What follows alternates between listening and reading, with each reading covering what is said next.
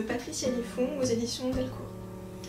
Voilà, alors c'est l'histoire de Maud de la Roche, qui est une paysanne qui apprend avec son père, qui est forgeron, à faire de l'escrime, c'est ça? Son père est forgeron. Ouais.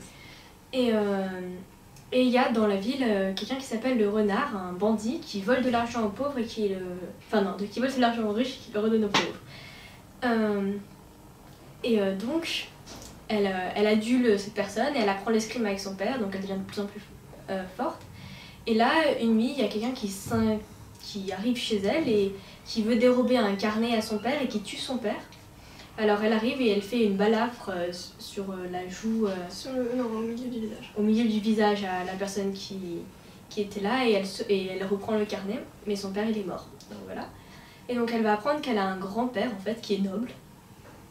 Et donc elle va aller à la cour, elle va essayer d'apprendre à devenir une noble normale. Enfin, on va dire qu'elle a plutôt un fort caractère et elle est plutôt indépendante comme femme.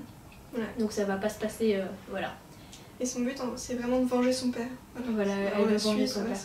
Pour venger son père. Et elle va finir par devenir la Rose écarlate et elle va faire comme le renard, c'est-à-dire qu'elle va voler de l'argent aux riches pour le donner aux pauvres tout en recherchant le meurtrier de son père. Voilà, alors moi j'ai beaucoup aimé cette bande dessinée, les dessins sont vraiment réussis, on est vraiment plongé dans l'histoire et voilà, j'ai vraiment adoré. Et beaucoup de suspense à la fin des tomes qui me donne très envie de lire le suivant. Voilà. Moi aussi j'ai adoré les dessins, les dessins sont magnifiques, c'est un art, on peut regarder les dessins pendant une demi-heure sans se lasser, le même dessin t'es là, waouh, les reflets dans les cheveux, comme c'est beau. Bref, on est là, on se lâche pas et l'histoire est aussi fantastique et ça nous prend direct, c'est le genre de BD qu'on peut lire 40 000 fois sans jamais se lasser en fait.